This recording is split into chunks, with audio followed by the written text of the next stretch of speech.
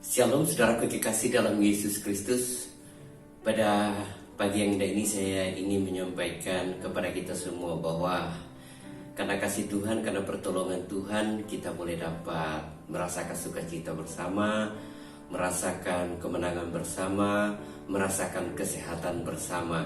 Dan saudaraku kekasih dalam Tuhan, saya percaya juga bahwa di akhir-akhir ini banyak orang yang mungkin imannya mulai pudar, atau mungkin juga sudah kurang mengucap syukur kepada Tuhan, atau mungkin juga sedang dilanda oleh pemikiran-pemikiran yang seharusnya tidak perlu kita izinkan untuk bisa terjadi dalam diri kita. Saudara kekasih dalam Tuhan Yesus Kristus, pada pagi yang indah ini saya ingin menyampaikan 3 hal dalam kehidupan kita, yaitu kekristenan kita, dengan judul Warna Hidup Orang Kristen di Tengah Pandemi COVID-19. Kita akan baca ayat firman Tuhan yang terdapat dalam 1 Tesalonika 5 ayat ke-16 sampai yang ke-18. Di sini dikatakan, bersukacitalah senantiasa, tetaplah berdoa, mengucap syukurlah dalam segala hal, sebab itulah yang dikehendaki Allah di dalam Kristus Yesus bagi kamu. Saudara kekasih dalam Tuhan, ayat ini menuliskan tentang 3 hal mendasar dalam kehidupan kekristenan. Hal yang pertama adalah mengucap syukurlah senantiasa. Orang yang bersuka cita terekspresi dari wajahnya. Orang yang bersuka cita itu kelihatan dari wajahnya. Dia mengalami satu kemenangan dalam dirinya, atau satu sukacita dalam dirinya. Karena kalau misalnya orang yang tidak bersuka cita itu, dia mengalami yang cenderung kepada mungkin dia memikirkan sesuatu yang hal-hal di luar pemikirannya. Nah, di sini dikatakan bahwa Nehemia pun berkata di dalam dirinya bahwa orang yang bersuka cita dari Tuhan itulah perlindunganmu. Nehemia 8 ayat 11 berkata bahwa dari Tuhan itulah perlindungan kita, dari Tuhan itulah pertolongan kita. Dan juga Mazmur berkata, Mazmur 122 ayat 1 berkata, Daud berkata, aku bersuka cita ketika dikatakan orang padaku, mari pergi ke rumah Tuhan. Sebagai orang Israel, Daud selalu merasa senang ketika ada orang yang mengajak dia untuk pergi beribadah kepada Tuhan.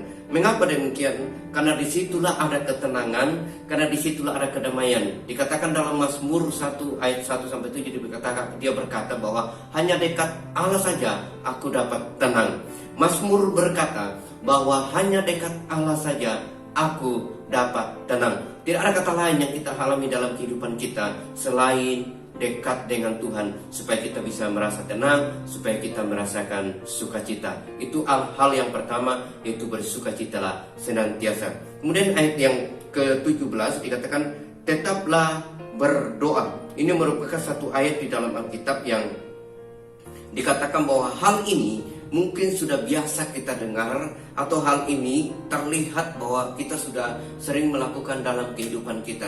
Tapi saudara dikasih dalam Tuhan, pertanyaannya bagi kita, apakah di tengah situasi kesulitan ini, di tengah situasi pandemi ini, kita tetap berdoa kepada Tuhan, kita tetap berharap kepada Tuhan, ataukah iman kita mulai pudar, ataukah kekristenan kita atau keyakinan kita, roh kita itu semakin pudar? Saya mau katakan saat ini bahwa hal yang dikehendaki Tuhan yang kedua, yaitu tetaplah berdoa dalam situasi apapun, baik senang maupun susah. Kemudian hal yang ketiga, di sini dikatakan bahwa Yesus pernah mengatakan suatu perumpamaan tentang seorang hakim yang tidak benar. Dalam perumpamaan itu diceritakan bahwa ada seorang janda yang terus-menerus datang untuk meminta kepada Tuhan, bahkan terus-menerus datang kepada hakim tersebut supaya hakim tersebut untuk dapat membebaskan dia punya masalah, dia punya problema yang sedang dihadapi, yang seharusnya dicemplungkan ke dalam penjara, tetapi tidak, bahkan disuruh untuk membayar denda, tetapi tidak terjadi, saudara. Kenapa? Karena seorang janda ini terus-menerus datang kepada hakim tersebut. Dan apa yang terjadi? Mujizat terjadi, hakim ini membebaskan dia. Demikian juga dalam kehidupan kita, saudara. Di situasi apapun yang kita hadapi sekarang ini, kita terus datang kepada Tuhan untuk berdoa, karena Tuhan kita adalah Tuhan yang selalu mendengarkan setiap orang yang setia kepadanya. Kemudian hal yang ketiga, mengucap syukurlah dalam segala hal. Ketika hidup diberkati, ketika semuanya berjalan seperti yang kita harapkan, pasti sangat mudah untuk mengucap syukur. Tetapi pertanyaan adalah, ketika kehidupan kita berjalan tertati-tati, ketika ekonomi kita berjalan dengan tidak sempurna seperti yang kita harapkan, apakah kita tetap mengucap syukur kepada Tuhan? Saya ingin katakan sebagai hamba Tuhan melalui firman Tuhan saat ini bahwa apakah kita percaya terus kepada Tuhan? Saya mau katakan, apapun yang terjadi dalam hidup ini, percayalah bahwa semua itu dalam kendali Tuhan, semua itu dalam rancangan Tuhan, semua itu dalam penyertaan Tuhan, semua itu dalam rencana Tuhan. Karena itu, kita sebagai anak-anak Tuhan, sebagai orang yang percaya kepadanya, kita terus berseru kepada Tuhan, kita terus mengucap syukur kepada Tuhan. Karena ketika hal ini mendasari kekristenan, kepercayaan kita kepada Tuhan sebagai orang yang percaya, yang pertama, yaitu kita tetap mengucap syukur dalam situasi apapun. Yang kedua, tetaplah berdoa. Dan yang ketiga, kita harus tetap pegang kuasa daripada Tuhan, yaitu bersukacita senantiasa dalam situasi apapun. 3 hal mendasar yang sederhana ini harus dialami dalam kehidupan kita, supaya berkat kekuatan, kemenangan menjadi bagian saudara dan saya dari hari ke hari yang kita hadapi ke depan. Karena saya percaya kita sedang masuk dalam transisi, yaitu hidup dalam berkemenangan, hidup dalam kelimpahan, hidup diberkati oleh Tuhan.